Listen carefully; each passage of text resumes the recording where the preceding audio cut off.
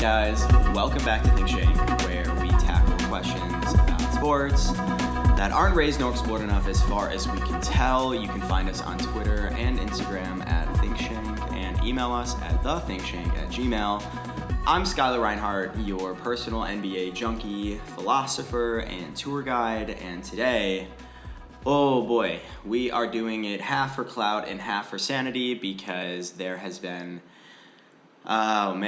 there's just been a lot that's happened and a lot to reflect on and a lot to sort of explore and analyze. So all of this excitement and intensity for the last third of the season, more or less, are kind of killing me. And if you're watching this in the future, you can probably notice there's a lot I want to get off my chest. So you can find me personally on Twitter at Reinhardt Skyler. That's ReinHardtSkyler.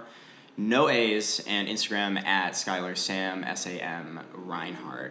So what we want to do here is what I'm calling winter break takes. Obviously a reference back to school. Winter over there it's a little bit sided as well, but it's not perfectly even. Same thing with this. We have played about a little more than two-thirds now of the regular season, and so the original vision for this series was to get it out before the conclusion of All-Star break. Clearly was not able to do that, having a day job and learning this super fun, realm and skill set, basically, with producing video is what it is. So sorry I'm a little bit late, but I really, really think that this series, while it is pretty dense and pretty detailed, I think it is going to be very insightful, even with a lot of the statistics pulling from kind of Wednesday, Thursday last week, right before we were supposed to resume. But directionally, thematically, I really, really think this is going to be insightful for everyone. All right.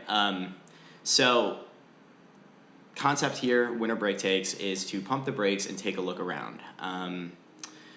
We want to answer this question. What have we seen from this year's contenders so far? And here's a framework that I developed to motivate the answer for it. So number one, the storylines for each of the contending teams, what is kind of defined, trades, emojis, whatever. The finalized rosters, glimpses of the strengths, weaknesses that have stuck out to me, both on the court as well as intangibles. And then, of course, the improvement areas to close out in the regular season. So I have, verbally, audio, video, I want to walk through sort of my thoughts and everything there.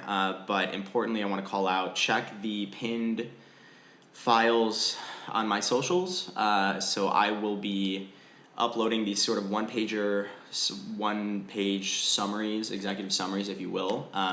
That's going to organize a lot of my findings in the format that I just outlined for each one of the contending teams. I just wanted one view for each of the teams. If you don't have time to listen to all this stuff, and I know it's pretty dense and pretty long, so I am not going to take it personally, but I am just a very, very passionate believer and harbor of radical transparency.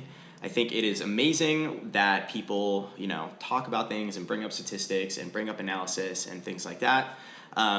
But personally, I just find it really hard to keep things straight and actually log things. And so, it's not necessarily about dumping a bunch of stuff on you. I just want there for reference. So if you, of course, want to scrub through this video or episode, or not the episode, you just play which episode you want, but if you want to just check out those files and take a look there as well, there probably will be a little bit more detail than I'm going to cover even in each one of these episodes, but wanted to share that with you guys. So at least we're all looking and reading off of the same page. And also, it should be helpful to reference once the regular season is done. So without further ado, I said the thing about statistics from last week, so without further ado, please enjoy this episode.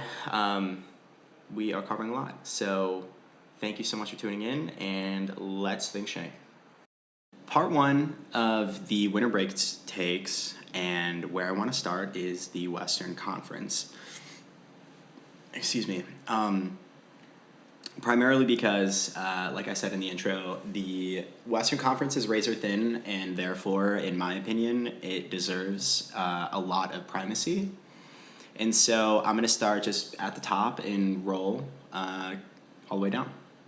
So how I'm going to do this is I'm going to start off with the team. The current rank, again, might be a little bit off by the time you in the future are watching or hearing this, but team rank overall outcome / performance metrics, so record, differentials, offensive, defensive ratings. And I want to split it up between the overall season, so I guess the first 2/3 of the regular season, if you think about it that way, and then also what we've seen since New Year's, which is the second third of the season, so this past third. So just to track, what kind of trends we're seeing. The roster, both the starting and bench units, and then the season summary section. I want to talk about briefly just some of the biggest storylines to just kind of get you clued in. Again, obviously, these are subjective, and this is where all of the subjectivity comes into play. All these things are things that stuck out to me and I think are important and worth highlighting. Next, I want to move into the overall strengths and weaknesses section. So I have split up the strengths and weaknesses by offense, defense, intangibles.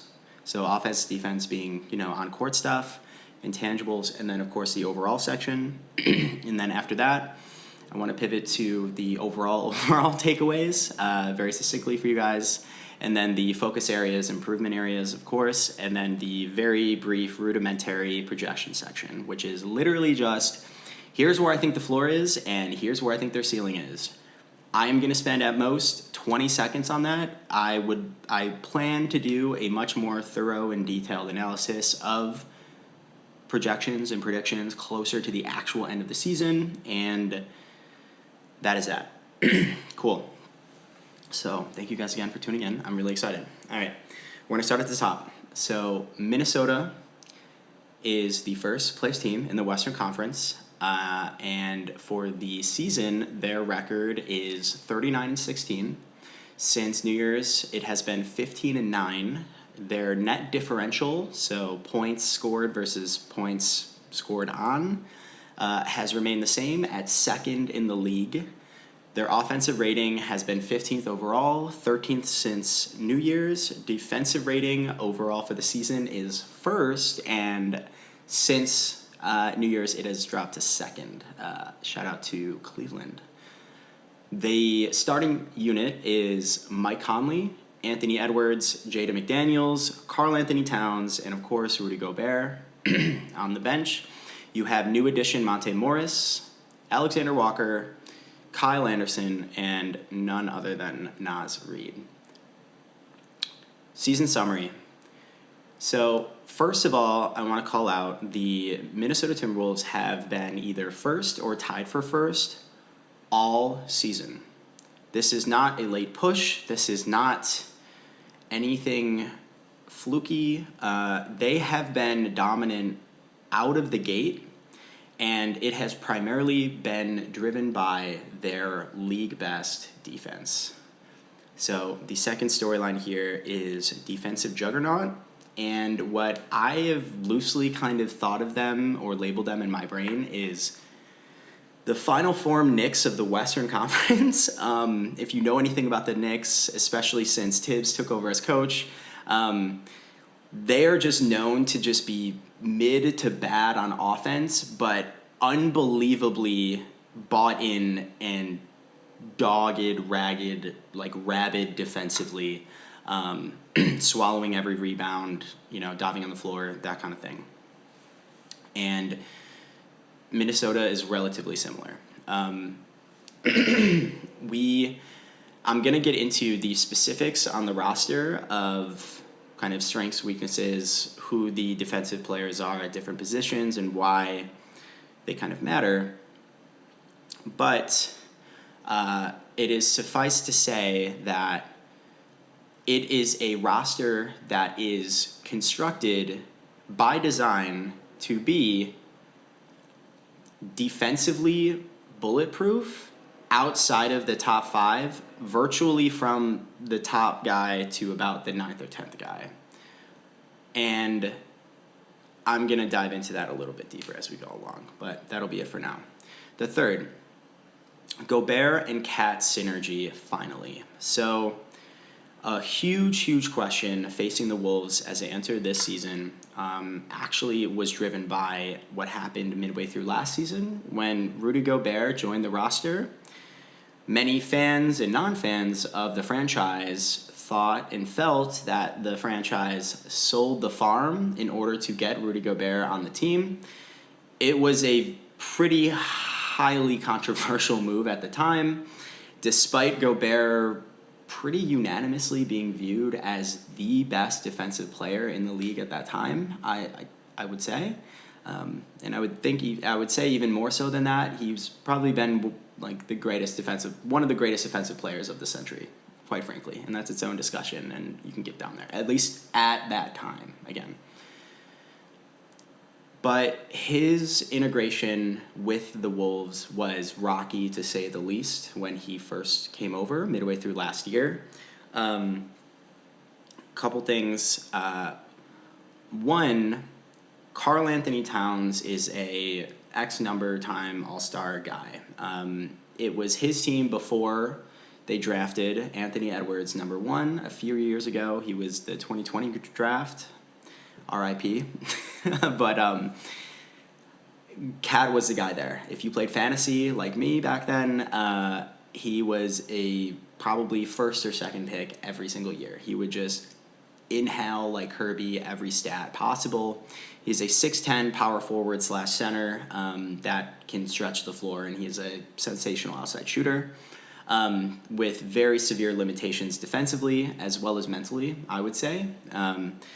Pretty notorious for getting himself worked up and frustrated, Julius Randle style, kind of, where he would clearly get into his own head and start throwing passes way too hard for no reason, getting himself in foul trouble and had some kind of, younger developing player maturity issues. And then when Gobert came over, there were a few issues there. One, he wasn't having the observable impact that he had in Utah. And mind you, Gobert had been on Utah for a very long time. I actually should have looked into this. It might have actually been his entire time in the league. I'm not even that sure. He is 31. But I don't even think Rudy maybe necessarily understood how much he actually needed systemic help and the apparatus and mechanism around him to actually be kind of designed in a way to maximize his strengths, which is very important, again, because he has phenomenal, tremendous strengths on the defensive end primarily. And his sort of size and his requirements weren't meshing very organically with Karl-Anthony Towns when he came over there. Granted, Cat loves to be on the outside to shoot, but it was very clear that just schematically was difficult. This year has been a completely different tone. Not only do they look and feel and seem to be a lot more gelled together on the court, you have stats like Cat is actually leading the Wolves in the volume of assists to Gobert at the rim. It really does help when you have a twin tower model, when you have one of the guys, Cat, who has guard sort of skills and is able to take guys off the dribble a bit, obviously shoot, and then play make a little bit. And so it really has gelled a lot better. Next, offensive quicksand late in game. Anytime you hear anybody talk about the 2024 Timberwolves, probably the second thing, if not the first thing is probably the defense. The second thing will almost always be choke artistry. The offense will stall out late in games, especially in tight games. And that has been a recurring theme even to the worst teams in the NBA. Again, they are literally the top team in the Western Conference. And they've lost to Charlotte. They've lost to some other not incredible teams. And a lot of it comes from, sure, coughing up and choking leads and losing leads late in games. But I would say more fundamentally, the catch-all term would be offensive quicksand, where they really just can't get out of their own way and generate easy buckets despite all of the buzz about how incredible Anthony Edwards is and can be, the kind of unicorn-esque mold and archetype that Karl-Anthony Towns is, Mike Conley as a table setter, low turnover point guard, even with all of those things, and of course your lob threat with Gobert, it has been very difficult for them. Last but not least, I think a great microcosm to describe at least where the team is trying to move off of or get away from is Karl-Anthony Towns getting benched after scoring 62 points in a game down the stretch. I'm not sure if this has ever happened ever before. Karl-Anthony Towns had like 48 points by halftime. They were playing Charlotte, who I think are worse and were worse at the time than San Antonio. So by my estimation, would be the second worst team in the entire league. And if you have heard anything about the league so far, it's that not only are the teams at the bottom of the standings really bad, they are historically awful. Detroit losing 27 games in a row. Nice. So, Cat was scoring so many points a few days after Joel Embiid scored 70 points on San Antonio. He was clearly trying to shot hunt and up his scoring totals to outpace Embiid. And it got to the point where he was hunting his shot so hard and not making them that Chris Finch, head coach, actually had to bench him down the stretch of the game in order to try and salvage the win, and they still lost to Charlotte. That is kind of how it's been going so far. Okay. Granted, I say that, top defensive rating, they are still leading the Western Conference, so, you can't overreact. But these are very glaring lapses and issues. Great. Okay. Now, what I want to start off with here is I want to talk about strengths first for Minnesota. Okay. So first I want to start with the defense because it has been so consistently dominant and effective. Defensive rating, like I said, is first in the entire league. And it has been for the whole season. Their opponents' field goal percentage is the lowest, so they're first in that category, and they are sixth in defensive rebounding, or in other words, they are sixth in giving up the fewest number of offensive rebounds in the league. And then schematically, as I touched on briefly before, a lot of their defensive brilliance and success has been due to the fact that they are able to give guys different looks because of the depth and totality of their defensive talent. And this is going to be the first main observation discovery that I have made about the T-Wolves that I want to share with you. So, number one, for the overall strengths here, I have called the small ball rebellion, defense and size and depth in both. And what I mean by that is, well, I'll start with the size part. Mike Conley is obviously on the shorter side, but you have guys like, especially at the wing position, Jaden McDaniels, Alexander Walker, Kyle Anderson, Naz Reid. Basically, your forwards, so your 3 and 4 positions, are virtually all like 6'7" to 6'9" across, 4-ish guys. And so the point is that the defensive pressure and suffocation does not stop when you play Minnesota. Granted, when 36-year-old Mike Conley's on the floor, okay, try to match up, hunt and mismatch hunt, whatever.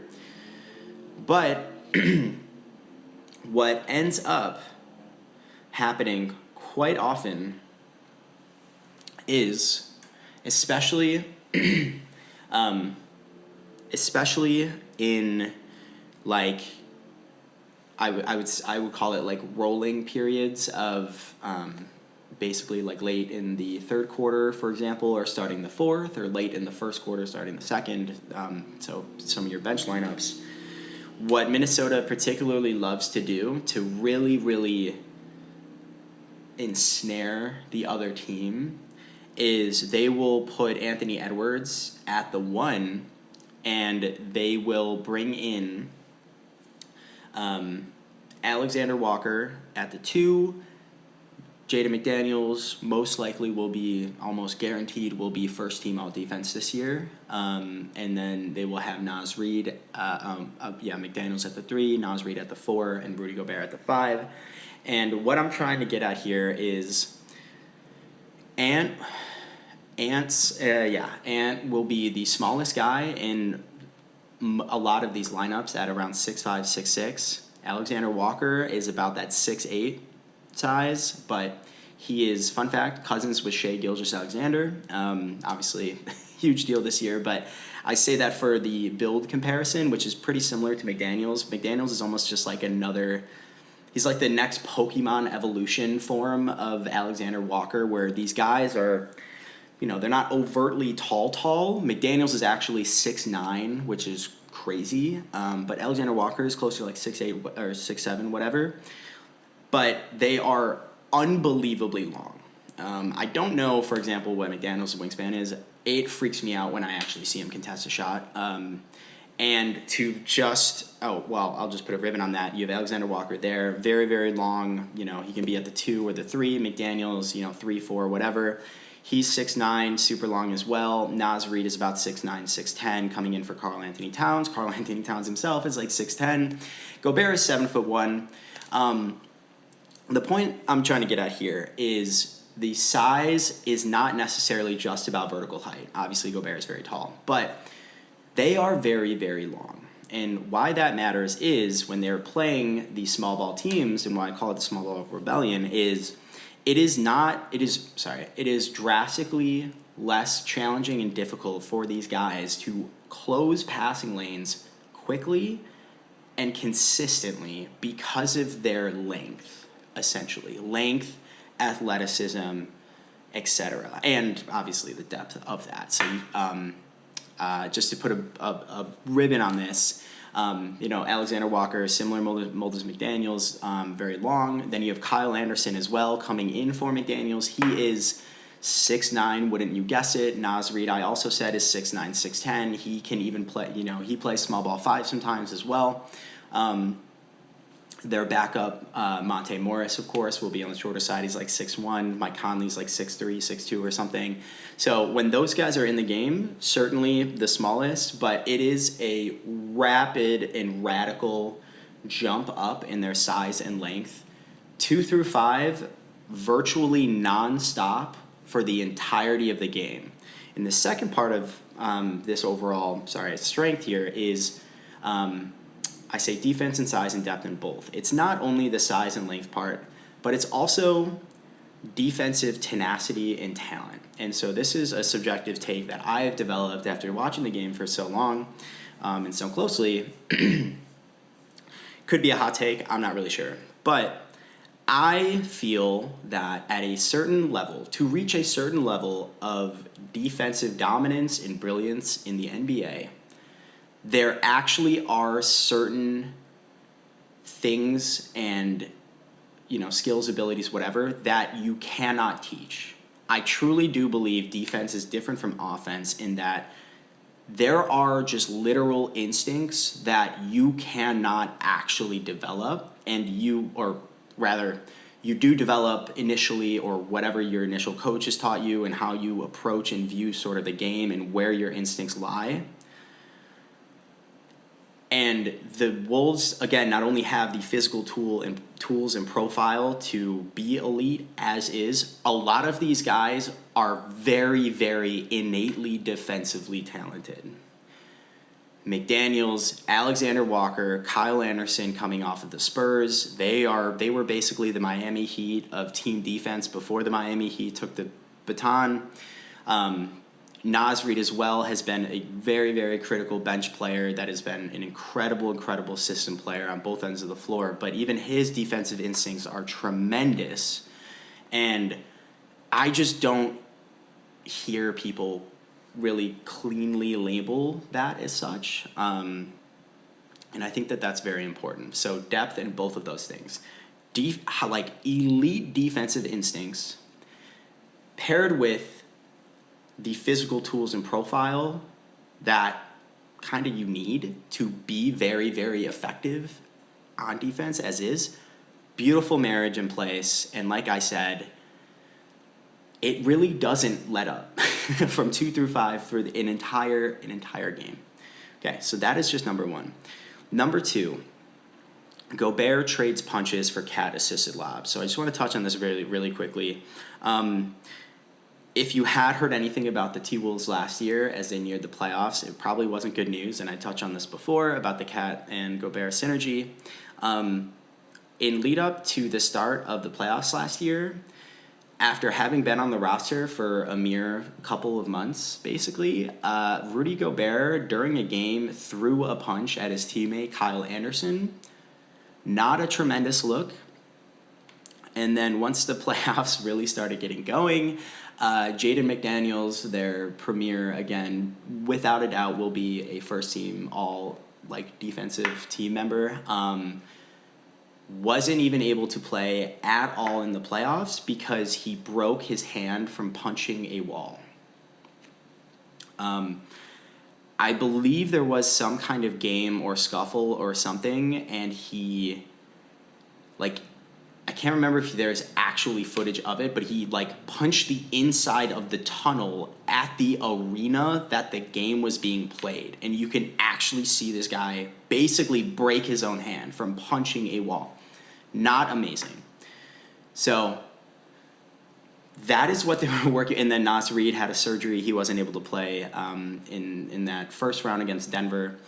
And so anyway, very kind of weird postseason round in the playoffs last year. But now we have Cat assisting to Gobert, which is really important for both Gobert and Cat, because if you have watched Rudy Gobert play on offense before, you are very aware of his limitations. The way I usually describe it is Gobert is like your friend in high school who grew very, very quickly in middle or high school, 6 inches in a summer or something insane, and they come back and they clearly their brain just isn't caught up to their body yet, and so they're not necessarily coordinated, and you can tell. That is Gobert still today, and he is 31 years old. Do not let him dribble the ball. Do not let him even drop the ball below his nipple line. He needs to lob finish and literally not touch the ball except for blocking it. That is all. Why that matters is Cat now is leveraging that as well as his shooting pressure from the outside to basically attack closeouts. So this is a very simple concept. If you've watched the Warriors at all or any of these great shooting teams, the biggest thing that you will find in some of the really, really effective shooters like Steph Curry is that when you have so much shooting gravity around you, what opens up for you? The rim and the lane. And that's why when you see the breakdown of Steph's scoring is, yes, incredible shooter, incredible efficiency at shooting. Really the only frontier for him to improve on is his efficiency. But his shot chart or his shot frequency chart might surprise you with how many rim field goals he actually scores. And that is the key. The key is not to be a world-beating, unbelievable knockdown shooter like Steph or Clay. It is to be good enough to have the opponent's guards close out on you like you are Steph or Clay, so then you can take them off the bounce in the lane, and then what do you know? It turns out it's very, very easy to throw lob passes to 7'1" lob targets when you yourself are 6'10". Crazy concept, right? And that synergy just has been great to watch this year.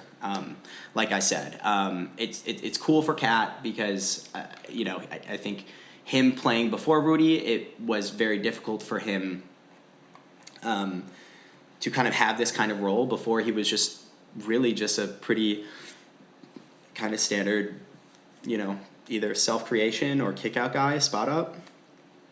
And this has just been a really cool moment for his development, in my opinion. All right. Last thing very quickly I want to say about that is with the offense, and I said before for the season, they are 15th in the league in offensive rating, so perfectly in the middle. Their effective field goal percentage is 7th in the league, and effective field goal percentage matters, in my opinion, because it bakes in the 1.5x that threes have, because 3 is worth more than a 2. It's worth 1.5 times. So they're 7th in the league in field goal percentage, but they're 15th in the league in overall offensive rating. Interesting. And to tie it back one more time to Gobert, is I think an opportunity for him, and I'm going to use this as a good segue to the last strength, is being the cleanup captain, as I'm dubbing this, because obviously Gobert is going to be in the dunker spot or setting screens out on the perimeter. It is obviously great if you can get someone going downhill, whether that's Conley or Ant, and obviously Conley and Gobert played together in Utah, so great synergy there. But I think a lot of Gobert's value on the offensive end isn't just to finish, it's also to clean up a lot of these misses. And unfortunately, I know their effective field goal percentage is, not too bad. Especially in the postseason and right now for the last stretch of the regular season, which if you're in the Western Conference, this is basically the playoffs right now, again, because the margins are so razor thin. The reason I'm saying that is I think the defensive intensity overall is just going to be higher, right? All these games are really important. Guys want home court advantage, blah, blah, blah. So that effective field goal percentage being as high as it is, I don't think is going to get any better. If anything, it's going to be worse, and that means there will be more shots to potentially put back, clean up, kick out, whatever you want. Great. Last strength. 22-year-old Batman is still Batman, right? Obviously, I'm talking about Anthony Edwards. So if you didn't know, he is literally 22 years old right now. And I say that in a quasi-mocking voice because, personally, I am really tired of Boston fans constantly, almost insecurely bringing up the fact that Jason Tatum is 25 or whatever. Anthony Edwards was just allowed to legally drink alcohol in public a year ago. Think about the 22-year-old version of yourself trying to lead an NBA team and through a postseason or even just to navigate a single game against grown adult men who have been working for years and years and years. Almost like LeBron James has almost been in the NBA as long as Anthony Edwards has been alive. So, last time I will bring up his age. But he is their Batman, especially late game offense. And I want to double click on this a little bit schematically. But first, how is Ant playing? If you keep some kind of tabs on the league, you probably heard Anthony Edwards in the context of the next face of the league, one of the just most insane physical specimens in the league, probably him and like John Morant or something, obviously Wemby, but whatever. The physical tools are uncanny and pretty unbelievable, especially how much he looks like Michael Jordan. I don't know how, why, where. That's really strange as well, and whatever. So this is what we have. This season so far, 26 points, 5 rebounds, 5 assists, shooting splits of 47% from the field, 39% from 3, and 84% from the free throw line. And this is where I get personally very, very curious and pretty excited. His net differential, basically meaning how many points are scored with him on the floor versus off the floor, is plus 12.1. The Wolves are 12.1 points, are outscoring opponents by 12.1 points with him on the floor versus off. That puts him in the 99th percentile compared to all other shooting guards in the league, all other guards in the league. And effective field goal percentage is 6% better with him on the floor versus off, also putting him at the 99th percentile. So he makes a really big difference on this team. And like I said in the beginning, the offensive quicksand stuff, you are putting the ball in the hands of a 22-year-old to largely generate offense late in games. And not only is the quicksand effect in play, but turnovers are maybe the third or sub 2B bullet, if you've heard anything about the Wolves. And I will get to that shortly. The thing I want to call out here, my second big discovery I want to propagate and spread the gospel on, is a stat that is relatively new to me, and I've been researching a lot more recently, is the assist to usage ratio. And for Ant, it is 17th. What that means, 17th percentile. And granted, again, percentile, you want to be in the 99th percentile, obviously. That's good, otherwise bad. Okay, 17th percentile assist to usage. What does that mean? Anthony Edwards is, I believe, in like the 98th, definitely above 95th percentile in usage rate. That just means he has the ball a ton relative to other guys at his position on different teams. So he has the ball a lot more than they do. Makes sense. No surprises there. Assist to usage ratio is, of the time that you have the ball, how much of the time are you generating assists for your team? Anthony Edwards is 17th percentile in that. What does that mean? That means he's not generating a lot of assists. Why am I calling that out? I'm calling that out because the Wolves know that they cannot and probably should not be trusting this 22-year-old to be table setting and setting everybody else up. That is why they have Mike Conley. That is why they went out and brought in Monte Morris. When Ant has the ball, he is mostly out there to kill everyone. He is going to score. He is going to get to the paint. He's going to beat his man off the dribble. He is going to pull up, take jump shots, whatever it is. He loves his turnarounds. He loves his bank shots on the sides, whatever. And basically what I'm trying to say here is that it isn't fair to come at Coach Finch and the coaching staff over in Minnesota and being like, stop giving Ant the ball because he's turning it over all the time. You are making a schematic error in doing that. They are not. They are actively not asking him to play make. He is there like a Kawhi Leonard, essentially, if you think of it that way. Go kill people, okay? Score points. That is why we have Mike Conley to table set, right? So I just want to call that out. Next, I want to pivot quickly to the weaknesses for Minnesota here. Excuse me. The first one is my third big discovery point I want to get out. And I've called it defensive success, it takes a team.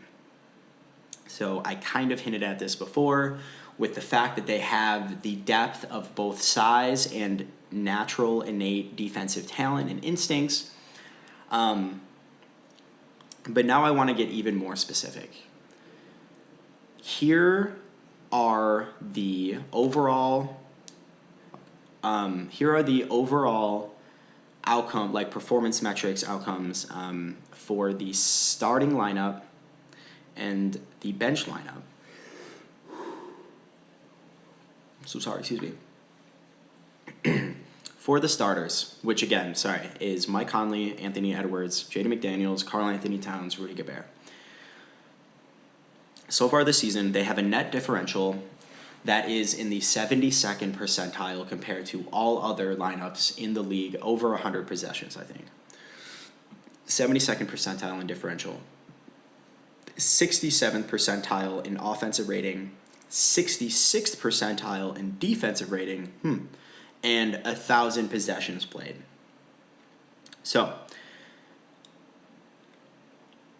first of all, first thing you call out off the bat that caught my attention is, how is their starting and closing lineup only 66th percentile in defense? They are the number one defensive team in the entire league. Here's where the bench is at. With Anthony Edwards, Alexander Walker, Kyle Anderson, Naz Reid, and Rudy Gobert. Granted, again, they just went out and got Monte Morris, so obviously he'll be integrating here, and some of these stats won't translate perfectly. He definitely needs to be integrated, and I can't wait to see how that works out. But before they had him, all nothing but love for Jordan McLaughlin. They were not trying to have him in the game very much. So with that lineup I just described, they have by far the best outcomes of any lineup on any configuration, of lineup on for the roster. Their net differential is plus 35, which is in the 97th percentile. So 35 points, they're outscoring their opponents by 97th percentile. Offensive rating of 131 points, which is in the 89th percentile. Their defensive rating is 96 points, which is in the 96th percentile, and granted with 175 possessions. So it is about 1/10 of the number of possessions as the starting lineup in those outcomes that I just told you about. So small sample size, do what you will with it. I still think directionally it's meaningful. What does that mean? That means that when Conley and Cat go to the bench and you bring in, and McDaniels go to the bench, and you put Anthony Edwards at the 1, you bring in Alexander Walker, you bring in Kyle Anderson, you bring in Naz Reid, and you keep Gobert out there, you have an absolute wrecking ball of a defensive lockdown lineup there that is also shown to at least seem somewhat palpable on the offensive end as well. 1/10 of the possessions, completely noted and understood. But the metrics for the starting lineup are irrefutable. And this is really the heart of what I'm trying to get at here. The defensive rating of the starters/closing lineup is only 66th percentile. Whatever it is at this point, whatever. The point is, it is slightly above average. And that matters because I think it's easy to assume that based on the dynasty for Golden State, the, dynasty of just LeBron and how his roster construction has always been very rock solid defensively, at least for the starters and closers, and the Golden State Warriors, of course, were dominant on both ends of the floor for basically 5, 6, 7, 8 years. They made the finals 5 years in a row. They were virtually, their starting 5, the death lineup, was virtually the best lineup in the league on both ends of the floor. That is not the case with Minnesota. Their starting and closing lineup, top 5 or whatever you want to call it, is only middle of the pack and slightly above average on the defensive end as well as offensive end. Again, defensive success, it takes a team. The defensive reputation and dominance of Minnesota truly comes from their depth. They do not let off of the gas. They will suffocate you for all 48 minutes because of the depth of size and defensive talent. When we talk about choking games late in the game, I think you can get a better sense of why. They aren't that incredible on defense in these closing lineups, and they sure as hell are not incredible on offense. I really, really think that that's important to keep in mind here. Don't just assume their top 5 is a world-beating defensive masterclass lineup, just like the Warriors were. Not the case. Cool. Secondly, turnover terror. Touch on this briefly, so let's just cover it quickly. Number 1, they are the 3rd worst team in turnover percentage in the league. And even more so, check this out. The turnover percentiles of their 5 best lineups by differential. And what does that mean? Turnover percentage is exactly what it sounds like. It's a metric of a percent. It's like 10%, 12%, what percent of the time are you turning the ball over? And what is the percentile rank of that percent, 10%? How does that compare across all other lineups? Here are the percentiles for the 5 best lineups that Minnesota has by net differential. Usually the term of, like, what are your best lineups? It's usually by differential, right? Or how many points you outscoring the opponents by. So from best lineup to worst lineup in turnover percentage. 22nd percentile, 9th percentile, 13th percentile, 27th percentile, and 17th percentile. That second to last lineup, that is the starting and closing unit. It is 27th percentile in turnover percent compared to the rest of the league. And the actual measured outcome as of last week was 15% turnover rate. That means about every 6 or 7 possessions they have, they are turning it over.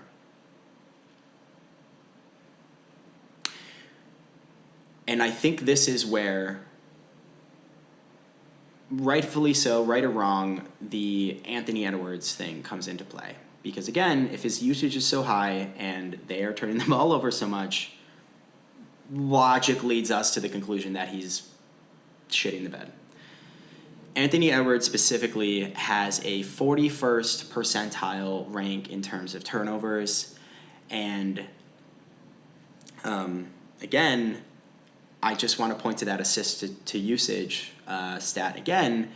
He isn't trying to play make most of the time, and he is still below average in his turnover rate. He still turns the ball over more than the average player at his position, but again, he's not really playmaking that much to begin with. All right. That is hopefully helpful there. Basically, what I'm trying to say is it is a team systemic issue. And I'm going to get to kind of a focus area around that. But yes, Ant isn't great, but he isn't on the hook to be playmaking that much. And obviously, well, hopefully Monte Morris will help with that as well. Related to that is another thing that I think helps explain this, at least to kind of defend Anthony Edwards a little bit. And I've called it the offensive limiting reagent : the forward spacing problem. So this is where we get into why I believe Chris Finch has a unique hand in determining the ceiling and extent of his team's success this season. It's very simple. While they do have tremendous depth and talent on the defensive end, all the things I've covered so far, too many of his forwards in that core 4 group I was talking about before are too one-dimensionally sided towards defense. And I have the data to prove it. And I'm going to bring it back to Kat in 1 second. But listen. Jaden McDaniels, all defense, first team, no doubt. He literally 2 days ago, I watched them play the Milwaukee Bucks. He was the primary defender on Giannis. And the commentating crew who was commentating the game referenced that they played the Golden State Warriors. I believe it was either right before the start of All-Star break or maybe it was their first game right after it resumed on Thursday last week or something. He was the primary defender on Steph Curry too. That is how insane this guy is, okay? But on offense, it's a problem. And he's not alone. So for Jaden McDaniels, he is shooting 36% from three.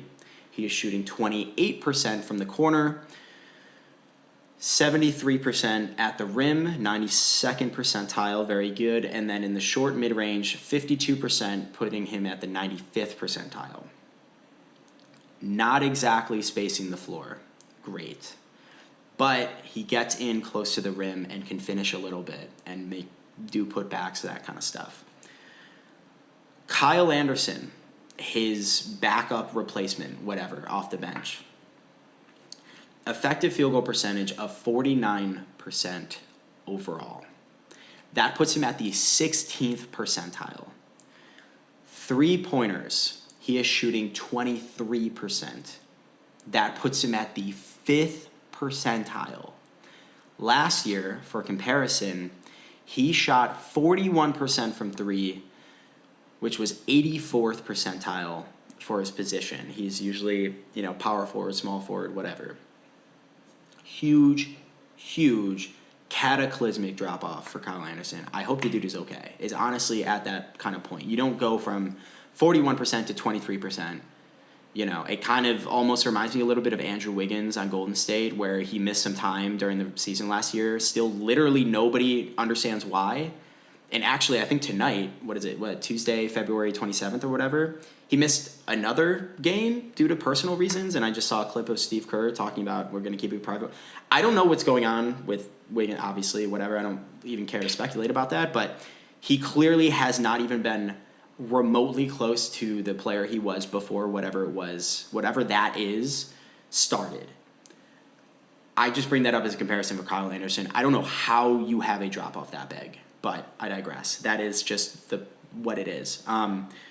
Corner threes, he is shooting 30%, which is in the 6th percentile, and then long mid-range, funny enough, he is shooting at the 89th percentile. So that is weirdly his only kind of light green, strong shooting area, is the long mid-range, which is bizarre, but safe to just summarize with an unbelievably atrocious season so far on offense for Kyle Anderson. And lastly, the other guys, not quite as bad, but I still believe not amazing. So Nickeil Alexander-Walker, who plays small forward 3/4 of the time, he is shooting 39% from three, and it's actually been 41% as of 2024, which is surely solid. More good, trending well. Naz Reid has shot the three at 42% for the entire season, which is really solid. So why am I bringing this up? I'm bringing this up because particularly at that small forward position. So power forward, you'll have Karl-Anthony Towns backed up by Naz Reid. That's usually okay. But the issue is with the small forward position with McDaniels and Kyle Anderson, if they're not able to space the floor, what does that mean? That means that the guys defending them can cheat off of them and clog the lane. Why is that an even bigger problem for Minnesota than other teams? Because they have Rudy Gobert. Rudy Gobert sits in the dunker spot and does not fucking move. You cannot afford, in my opinion, to have your small forward shoot that terribly when you have a dynamite number one guy in Anthony Edwards trying to get to the cup to showcase his physical gifts, because he's always being met with at least two bodies in the lane that are just sitting there. Why? We're talking guys aren't even closing out. They're not even walking over to a Kyle Anderson spot up 3-point shot. Why would you even bother? It's brick after brick after brick. And so this is why, in my opinion, you don't really get to see the insane Anthony Edwards dunks. You don't get to see all of these incredible lob finishes and displays of athleticism. His path this season has been a lot of finesse and tough shot making, which are, granted, exceptionally useful and important skills and capabilities to be developing. But this is things that I just don't hear discussed enough. How are you expecting this dude to not turn the ball over, to play make really well, and to also be the offensive engine of a team when he is being met with two bodies every single time he beats his man one-on-one? You can go with the small ball with Naz Reid, but you are definitely going to give up rim protection. Against small ball lineups, I'm sure they will use that lineup more and save Gobert and not force him to run all over the court. We all know kind of what that led to, at least before. But obviously Minnesota, their perimeter defense is light years, galaxies, universes, multiverses better than Utah's was. But I digress. My point is, you have to give Ant some slack, not just a cap on the age and the experience thing, but it's a literal schematic oversight by the coaching staff and the GM who are constructing this team. Kyle needs to shoot better, and so does McDaniels. It is great that they are world-class defenders. But when you are unable to put pressure on defenses through your outside shooting, you are not only harming your team by not scoring easy points, but you are making it harder for Anthony Edwards to score any points. And you're contributing to the turnover problem, let alone the offensive quicksand problem.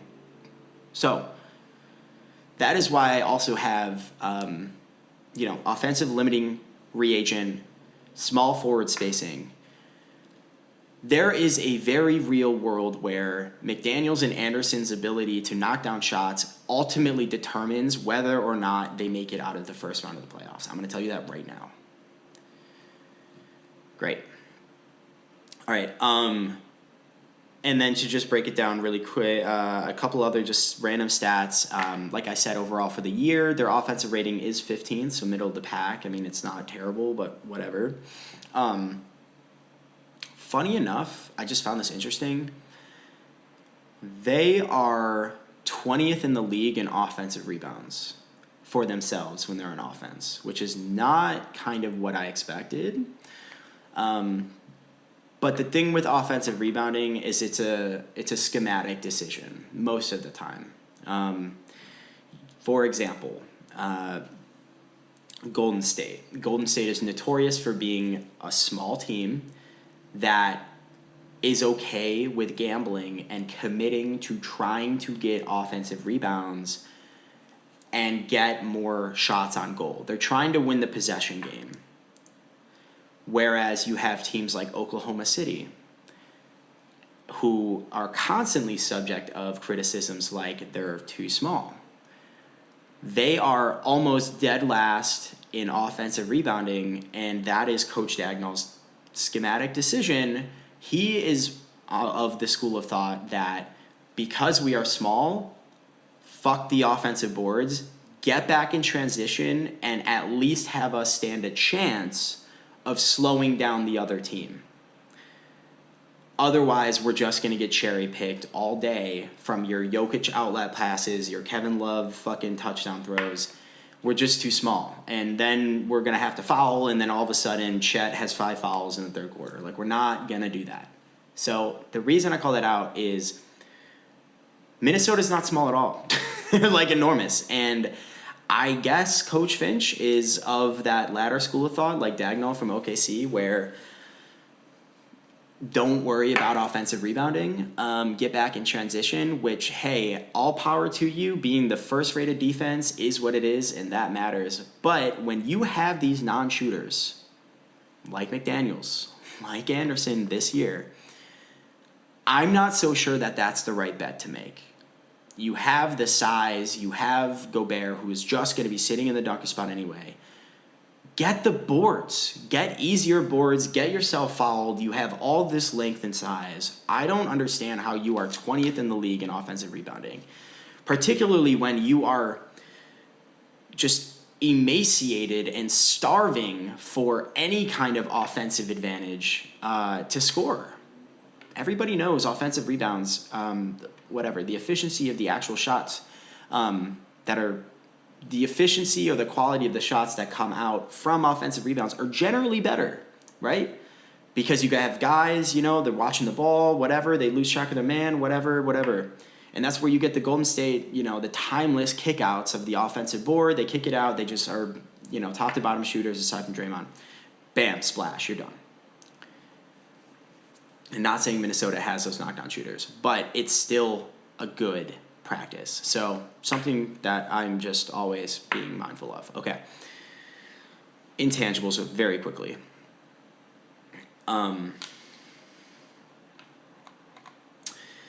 Intangible strengths. I'm going to start with strengths and then go to weaknesses. Number one is identity. And I think this is very important, particularly for the Wolves because they are on the younger side and the inexperienced side.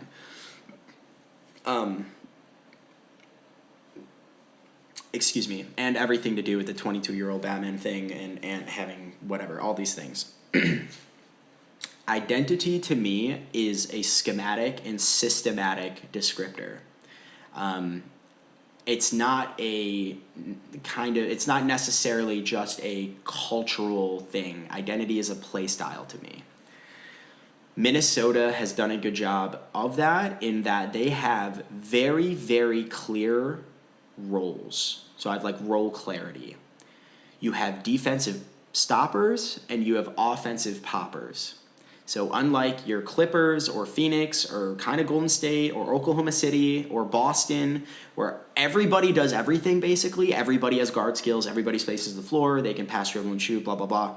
Minnesota obviously is not like that. And again, from a schematic decision making perspective, this is the right move because it simplifies everything. Gobert, you sit in the dunker spot, you get boards, and you finish lobs. And you on defense, you do what you do. Great.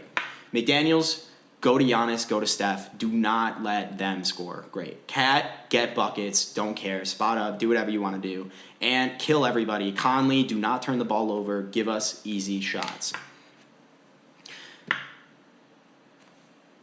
I like it. Makes sense, right? I just think that that's really going to ultimately be very effective. And then, I'll get to the other stuff after that. So that is the biggest thing to me with identity. I think it is very, very clear what people are doing. It's just a function of, can you actually hit some open threes this game, Anderson and McDaniels? Jesus Christ. Okay. Next, I have hunger. And hunger or chip on the shoulder, whatever you want to call it. Firstly, Bruce Brown, I believe, Coach Malone, maybe some others from the Denver, championship roster. Multiple guys from that roster had said on podcasts and other ways publicly that Minnesota actually gave them the most trouble in their entire cakewalk to the title. That's its own conversation, insane how easy they made that look. But I think that matters and that galvanizes them, even without Jaden McDaniels, even without Naz Reid, even with brand new faces with Gobert and all that shit. They still apparently gave the by far and away the best team in the league the most trouble last year. So I think there's an element of kind of just momentum, and I want to deliver on that and prove that was the case, kind of thing. Next, there is the flame out, which I already mentioned, Gobert throwing punches, all of that nonsense. They just very much seem and have seemed at times to be a very immature team, is what it is. I'm looking at you, Karl-Anthony Towns. Stop getting in foul trouble in the second quarter.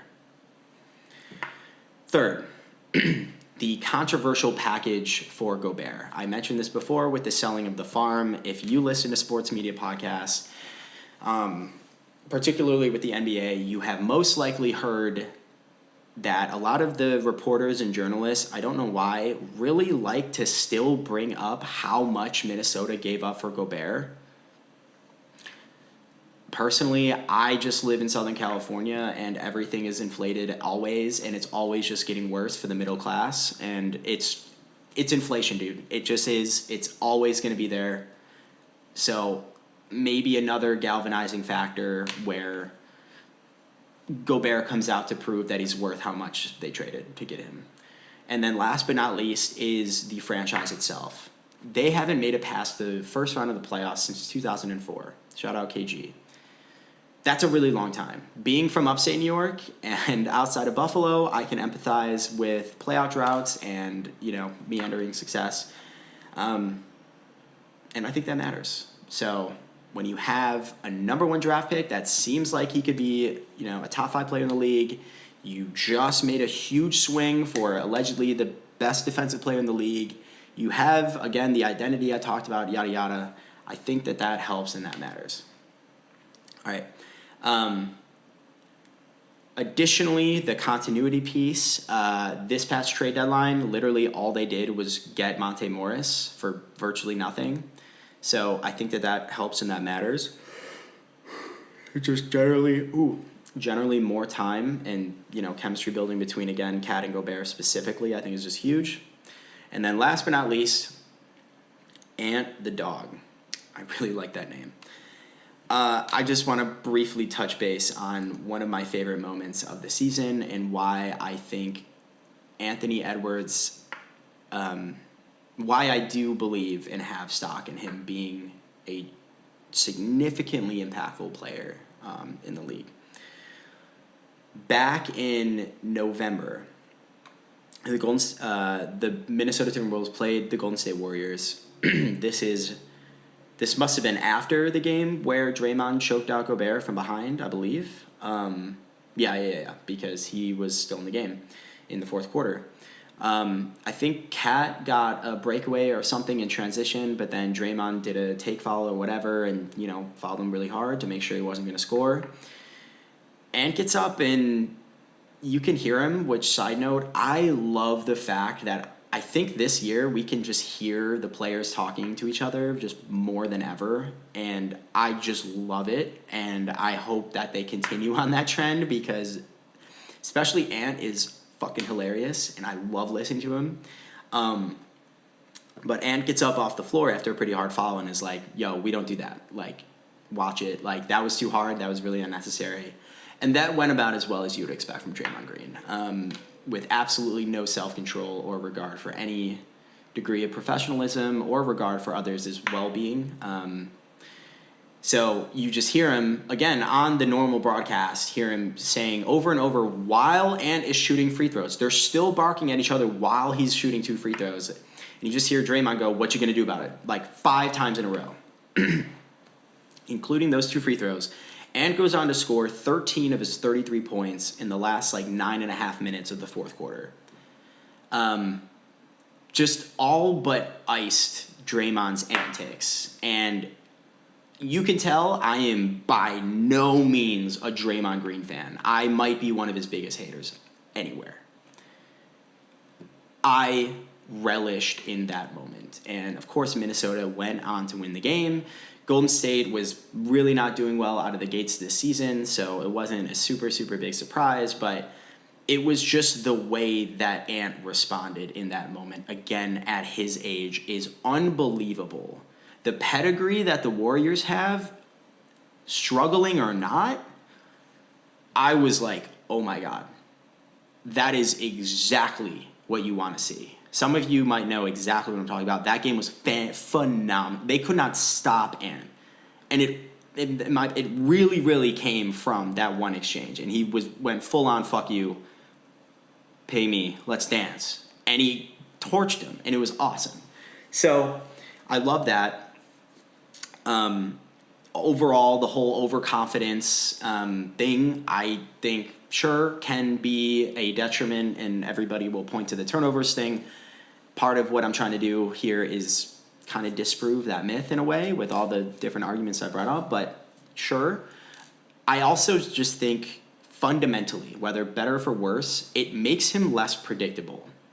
And I'm not going to sit here and say, I think Ant is going to average 45 and 10 and 15 and whatever Jokic stat line you want. I don't think that. I do think, however, it at least enables him to potentially put up an insane fucking game or string of games, maybe 2-3 games or something, that changes the entire trajectory of a series. They're the 1 seed, so whoever comes out at the bottom of the play-in, that could literally be the Warriors again. They're literally in 10th place right now.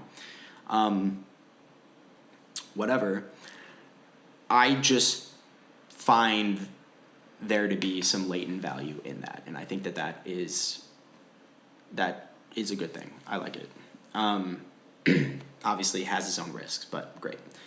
And then really quick, the other thing about this is some of the growth shows, to me at least. The first one is in his decisiveness. So thinking back to last year and previously when he was, given the ball, go do stuff, it feels like he is plainly just mastering his craft better.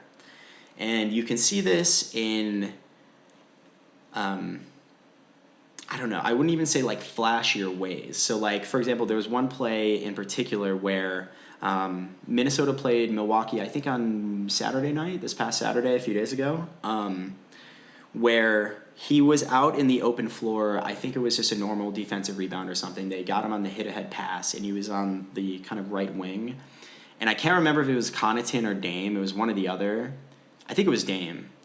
I don't know why, it just really stuck out to me. Just his processing, his mental processing of registering what was going on was very impressive to me. He got the hit-ahead pass, turned forward and was at the right wing.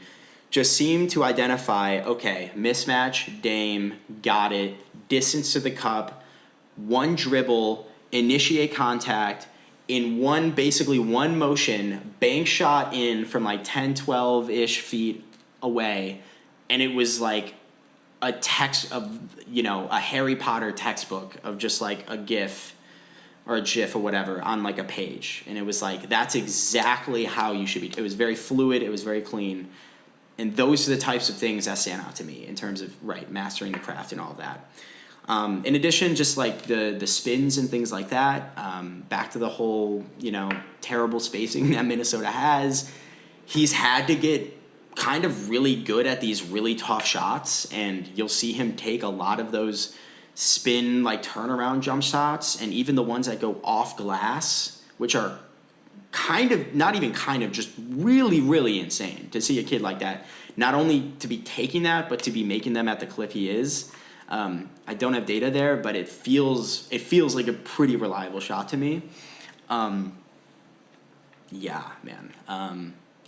Yeah, just the decisiveness, the footwork there, it just feels trending in the right direction. The second one, almost as importantly, is the deceleration. Sometimes it feels like he studied Luka in the offseason. If you know anything about Luka Doncic, probably his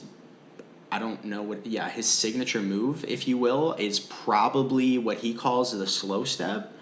Every single time Luka drives or basically does anything with the ball, he is milking those 2 steps you get after you gather every single time. He is waiting to the last second to decide, kick out, where, who, when, what.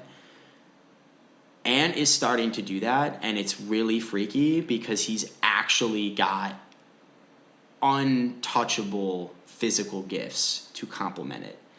And there were a couple moments, particularly in that Milwaukee game as well, that stood out to me here, where, like one particular one where he did get beat whoever it was one-on-one, and we all know Brook Lopez is an exceptional rim protector, and in addition to the ability to stop on a dime and, flip it up and do whatever you want to do, and mixed in this deception step almost. It's not even a step, but like basically what he did is as he got in closer to Brook, he shifted his kind of shoulders and sort of hands in a way that made it look like he was going to go up on that first step.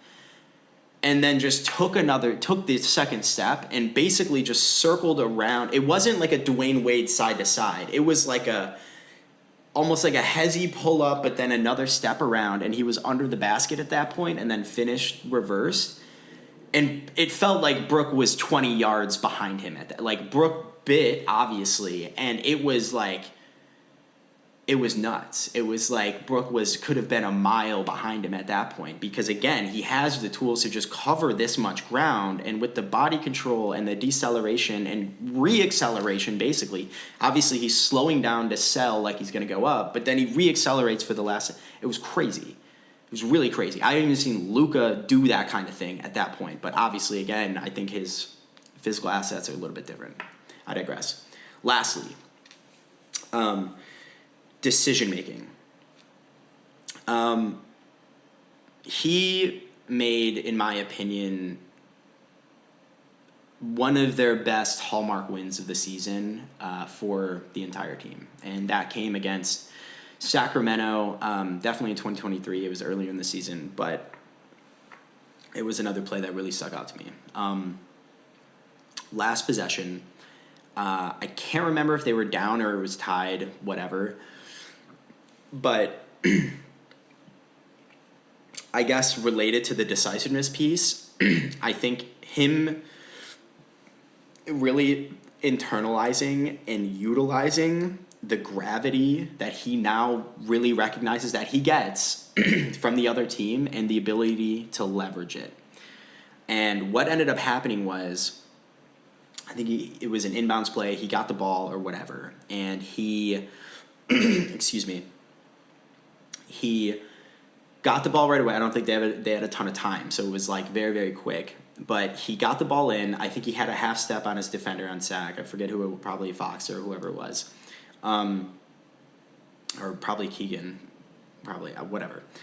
Got into like 15-ish feet, a couple steps inside of the 3-point line, basically. Did his thing that he is pretty well known to do at this point, is to dribble in, stop, do a turnaround, whatever, pull up, basically. Luka does that a ton too, whatever. But there were layers to how impressive this was. So took it in, right, decisive, stops on a dime, does the turnaround, knowing the guy was going to bite on it, bit on it horribly, obviously. So he did the turnaround, faked it, then did a step through while the guy flew past him. And there were just two more defenders immediately, like right on him. Everybody knew, or everybody thought he was going to be the one to take the last shot. Two dudes immediately on him. So turnaround, fake, step through, skip pass across the court, right to Mike Conley, ice the game.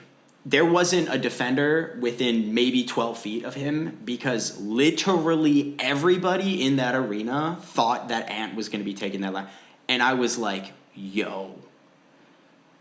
I mean, you just saw the body language reaction of the Sacramento team there. It's like, I can't fucking believe that kid had the ability or trust to do that, and he nailed it. And I was like, wow, okay.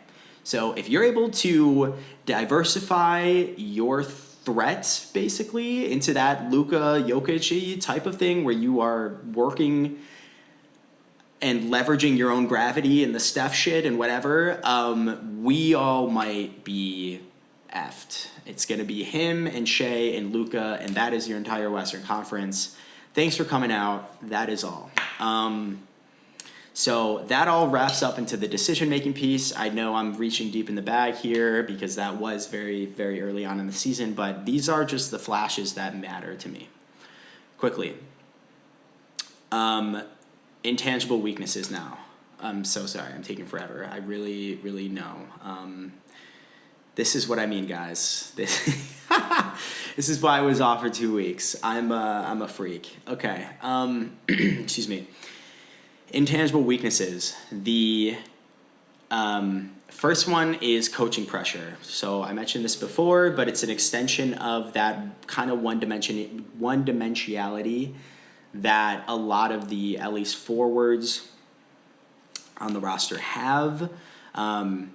basically Chris Finch is going to have to really make some good decisions in the postseason and in this final stretch in terms of how long do we leave Cat in with 2 fouls? When do we need to put Reed in? When do we take Anderson out after he breaks 4 threes in a row? Is Conley getting mismatch hunted too hard? Is Gobert getting outspaced and lapped and whatever? And so obviously these are questions that every coach is constantly kind of asking. But again, I think it's specific to Minnesota in that these are very, very real limitations that are going to be exploited. There's no other way around it. It reminds me a lot of Darvin Ham on the Lakers and how he gets crucified left and right for all these random lineups, seemingly random lineups that he has. And I'll get to the Lakers way, way, way, way later. But the fact of the matter is when you have one-sided, like if you have inconsistent strengths across your roster, really good on defense, really not good at offense, when you have shit like that, it makes it really, really hard to have consistency of your lineups. You're constantly reading and reacting to whatever the matchup is. And then it's like, oh, yeah, I guess tonight, whatever. McDaniels, you're off the bench or whatever. Whatever the fuck you want. Vanderbilt for Lakers. We don't actually need you. It's more of a team orchestrated offense. I don't know. But you understand my point. The coach is actually going to have a very real hand in this. It's not like the Golden State Warriors where it's like, yeah, hands done, no shot, no one's touching us. Steve Kerr could have taken a nap for almost all of those games. They were so fucking good, right? A lot different. Secondly, experience. I don't think this gets brought up enough. I think most of the time people, when they talk about the Wolves, just leave it at they're immature and their superstar Ant is really young. Nobody else in the top 8 has been past the first round of the playoffs except for Mike Conley and Gobert, who played together on Utah and made it past the first round there. And then Kyle Anderson, who made it with the Spurs way back, like 2016 or something. Every single other guy on the roster I mentioned has not even been past the first round of the playoffs. I don't think that gets brought up enough. So, you're welcome. Lastly, health. They are not the Phoenix Suns, of course. They don't have an aged, trifecta of a big 3 or whatever the fuck, right? But I think it is particularly relevant for them because Mike Conley is 36 years old. He has had a history of these dingy injuries, in the past. And I think it is a unique risk for Minnesota because while they brought in Monte Morris, and that is a very smart pickup, I think that Conley's very, very tall order of not only reducing the turnovers and amplifying the table setting and actually getting guys good looks, and by guys I mean the guys on the roster who can actually shoot. If he is gone, my fear, frankly, is that Ant is just going to take more shots. And like I said in the strength section, 22-year-old Batman is still Batman, right? Yeah, he is Batman, but he's already putting up like 95th percentile usage, and he hasn't really been making assists all year. So I just see that going one of two ways, honestly. And, at the end of the day, you hear all the coaches say this all the time. You live and die by the stars. And if they don't have it, that is what it is. I sound like Doc Rivers now, which I hate, but hey, there you go. All right, overall takeaways. Number 1.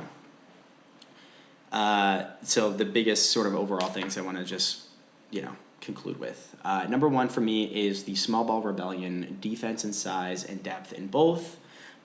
Like I said, it's not just that they're all really tall and really long. I think that they all, a lot of them possess very, very strong and invaluable defensive instincts that you unfortunately really cannot replicate or develop on your own. I truly believe that.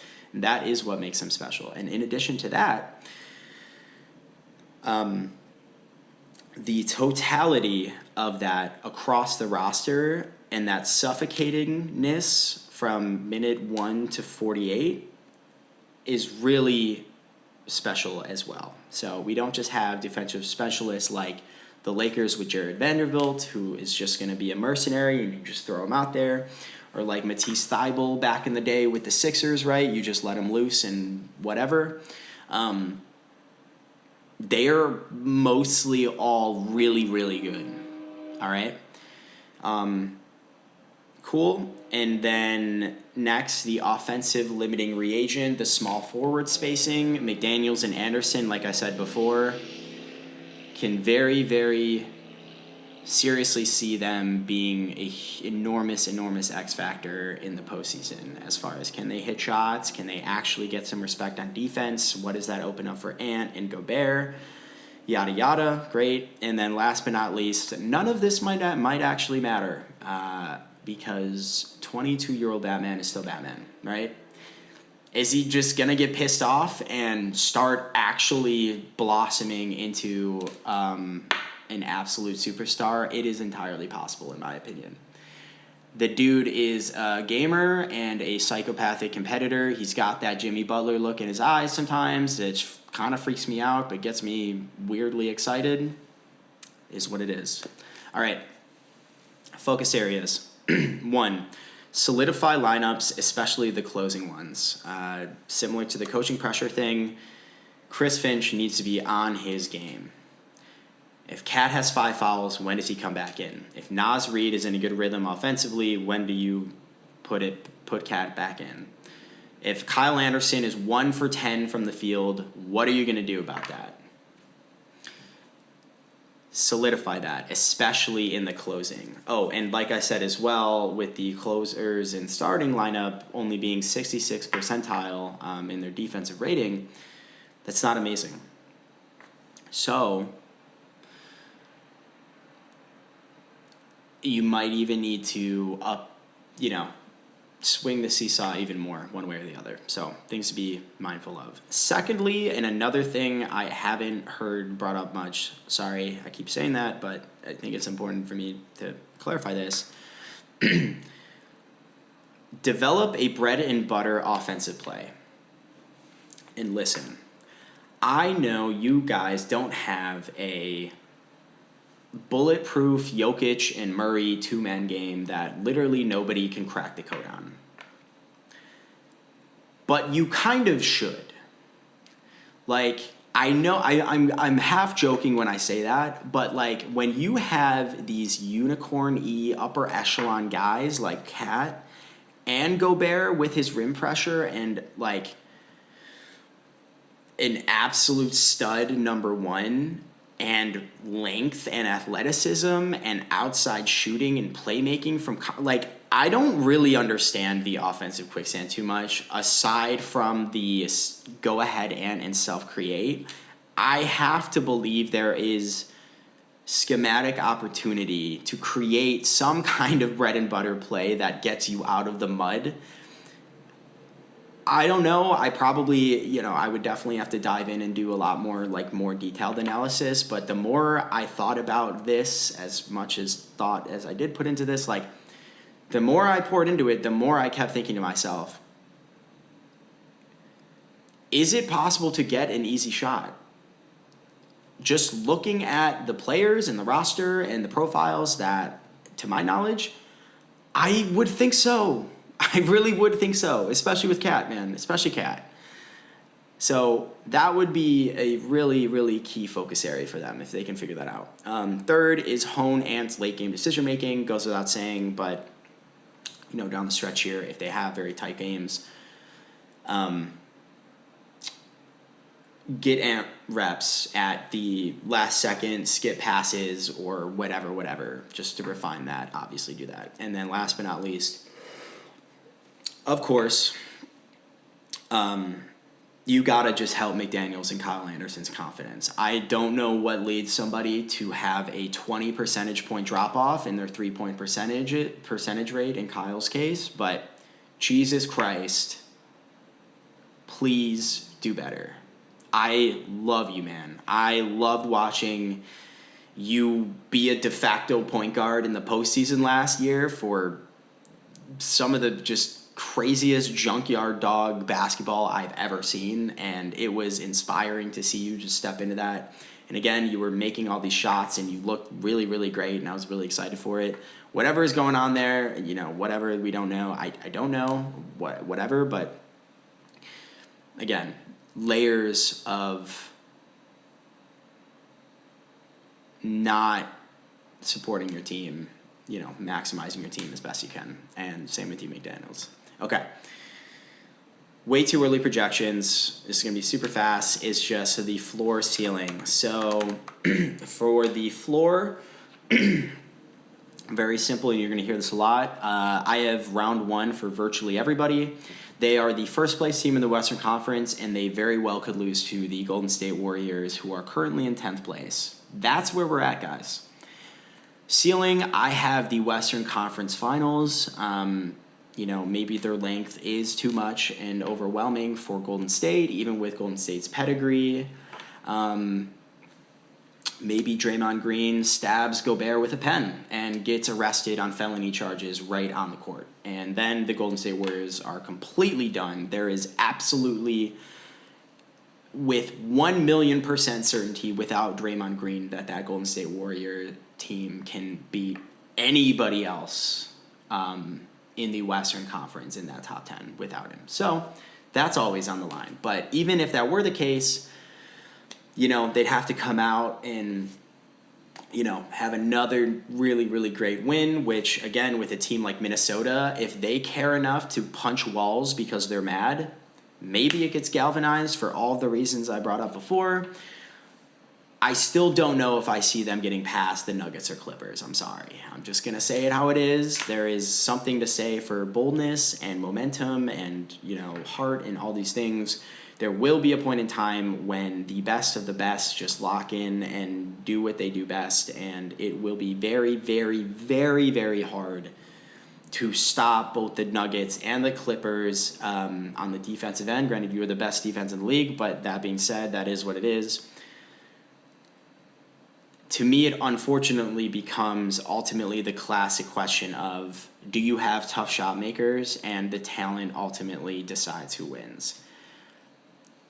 Kawhi, Paul George, and James Harden versus basically Anthony Edwards and Karl-Anthony Towns gotten off.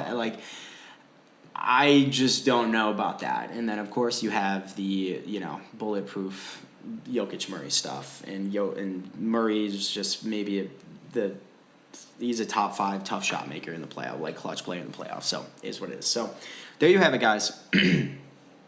First team in the books. There is a snapshot for the Minnesota Timberwolves. Hopefully this is helpful, and hopefully you stick around for the next one. Thank you all so much again. Thank you all so much for tuning in. It really, really means a lot. Clearly, I care a lot, and it was a lot of work, but a lot of fun producing each one of these episodes here. And so if you want to support us, if you want to yell at us, if you want to just tell us, a proverbial pat on the back, it goes a long way. You can find us on Twitter and Instagram at ThinkShank, and you can email us at TheThinkShank. I'm Skyler Reinhardt, and you can find me on Twitter at ReinhardtSkyler and Instagram at SkylerSamReinhardt. Thank you all so much again, and so excited for the rest of the season, guys.